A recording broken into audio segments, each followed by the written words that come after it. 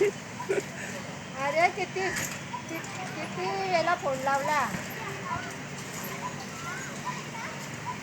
मग मग पोरीने उचलला तर मग उचललेला कोणी नको असं ना.